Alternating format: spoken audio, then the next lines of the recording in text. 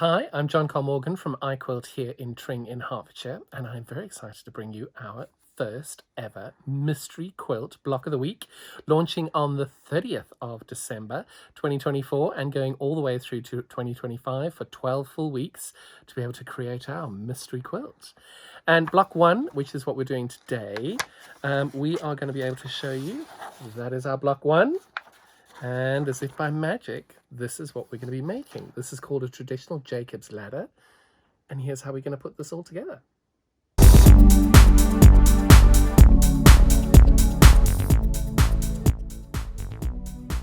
So here is your pattern. This is your fabric requirements for the whole quilt.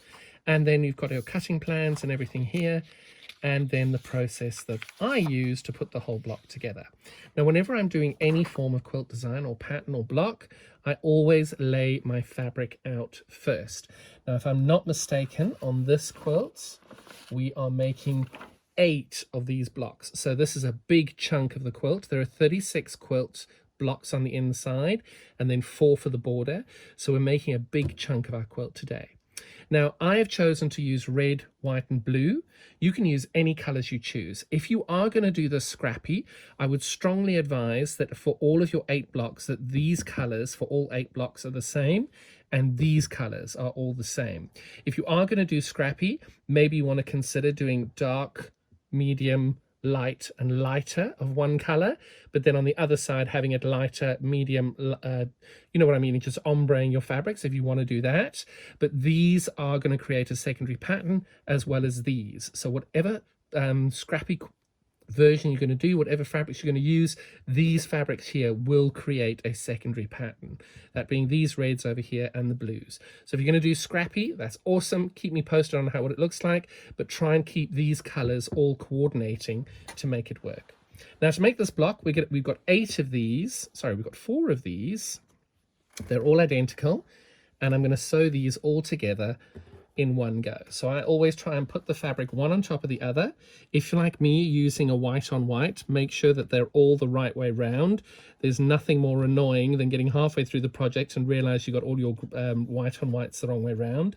And all I'm doing here is putting them on top of each other and putting a 1/4 inch seam down the side of all of these 4.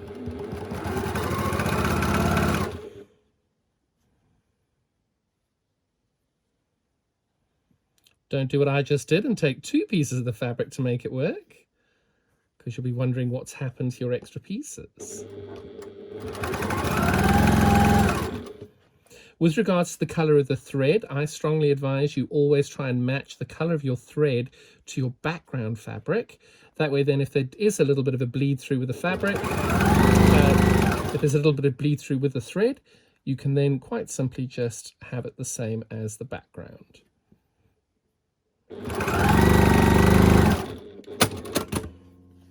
Now, when I get to the point of pressing, at this point, I always press these now to the dark side. Pause. Now, the reason I always press these to one side is that when you come to nest these, you've got a really good nesting point to try and get those to line up. You can do it a different way. When I'm doing these points where I'm joining them together, I just like to have that point where I know that my seams are going to be perfect, and I nest them that way.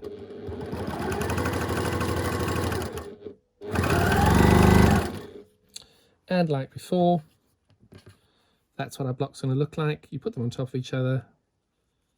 I line these seams up before I take it to the machine, and you can feel along this seam here that your seams have nested beautifully, and just a 1/4 inch down the side.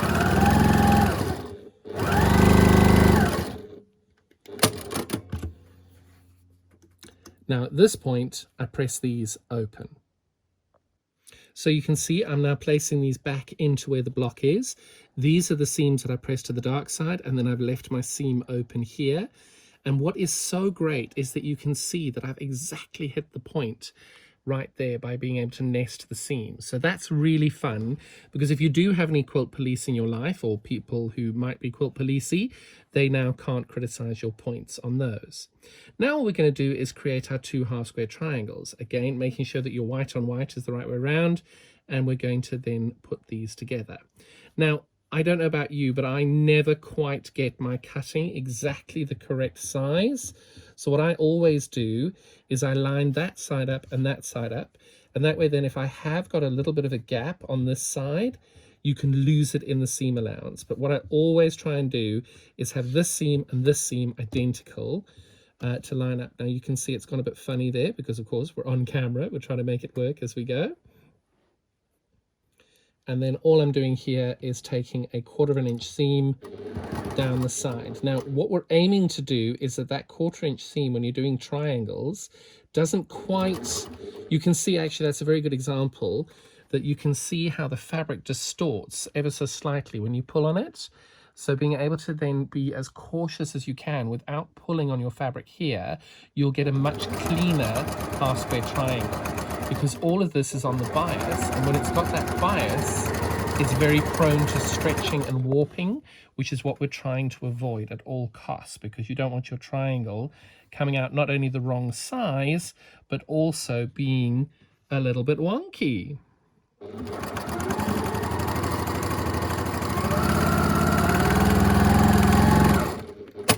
So as you saw, I was just gently guiding it and letting it go.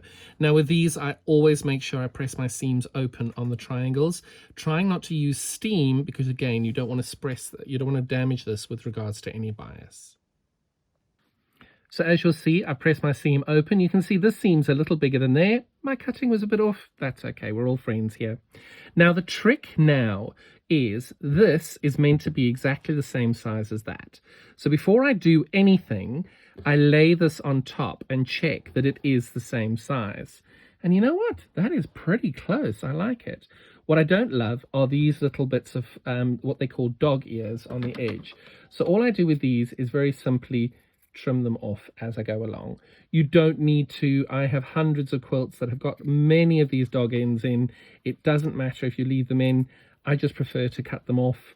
But again, it gives you a little bit of an extra bit of warmth in that area of your quilt. If you don't trim them off, you've got a bit more fabric there. So don't feel obliged that you have to do this. If you haven't done it, that is absolutely fine. It's your quilt. You must do what works. But what is important is making sure that your squares that you've got of your half square triangle and your 4 patch, they are the same size. That is important. So when I put this on top of that, can't deny that's pretty good. And then we're going to sew down this line over here. Okay? I'm going to do that twice.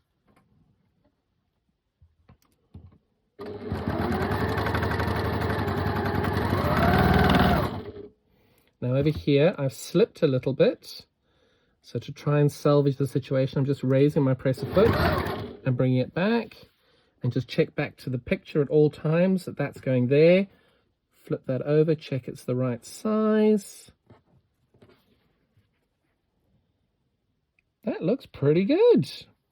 Now, if you do find at this point that you have got a very big differentiation between the two, I would then just stop and I would measure your seam allowance. I would measure your pieces, because that's where you can then improve the next time you make this block.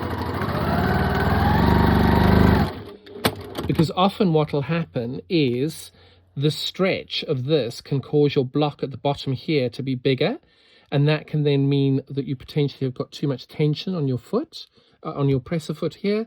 But just make sure that you figure out what's caused the problem. So if you do this and you measure these, and you can see these are quite skinny 1/4 inches, they're probably about just over between 1/8 and 3/4, between 1/8 and 1/4. So this is probably a bit small, meaning this block would be a bit big. But it's just important to note of where you may be going wrong if something isn't quite right. Again, pressing these open. So there we go. These now should be identical sizes. If they're not, don't worry too much about it. I've pressed my seams open, which is the way we've done it on both of these. And I'm just going to nest these together. Now, top tip, because we all have these quilt police people out there. This is the point you want to make sure you meet and match and get perfect, okay? So if, like me, you do want to make sure you get as many points as you can, what I always do at this point is I take this to my machine And what you can do, now this is not every block, I do not do this, but if you want to make sure that you do get that point perfect, you can hold that in place and check that it's right. You're starting about an inch away from where your seam is, and then just stitch all the way through to the back of the end of your block, okay?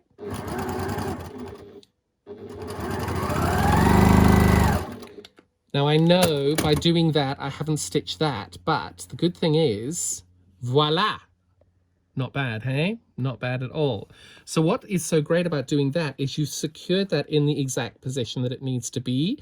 If your seams aren't quite 100, if your pieces aren't exactly the right size, I would do this again. Make sure that the middle part is right, because you can see here, for example, this is a teeny bit bigger than the top. Do you remember how we went here and we saw how my seams were a bit smaller? And you can see how this is a bit bigger than the block on top. Nothing wrong with that. So if you end up with that situation, give yourself, you can see how I'm tugging on my top fabric and now I'm holding it together, and you can see there's now no seam issue at all. And all I do now is I'm holding it all the way along, and I'm keeping that held all the way along. And annoyingly, just caught that in the seam. But you can see I've now gotten rid of that little error there. And when I open the block up, you can't even tell where that eased in that bit of fabric. So if you've got a piece that's a little bit wider or a little bit shorter, just then turn the fabric round and then make sure you manipulate that into place. And now press your seams open and we'll have finished this block. We're now going to make 8 of these blocks. You'll see what I did here. This block and this block, when I sewed them together, were pressed to the side, but I've pressed all the rest of my seams open. You can do it how you choose. But I think you can agree that is a quite easy, simple block. It's the Jacob's ladder.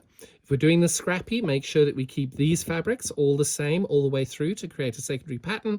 And then these, make sure that you're keeping these roughly the same all the way through. Now, this is a really bright, beautiful Alison Glass batik called Chroma, matched with a Dimples by Macawa. But what I also wanted to do was to make sure that I tried out the Adita Sitar collection. This is a collection of hers with a beautiful pale cream background here with a motif on it. And then I used 2 of her other collections here as well. And you can see the difference just by using a slightly subtler hue, how much gentler that looks versus the red, white and blue there with a big, bright, bold batik. Either way, I look forward to seeing what this is, and make sure you hashtag everything, the Hope Quilt.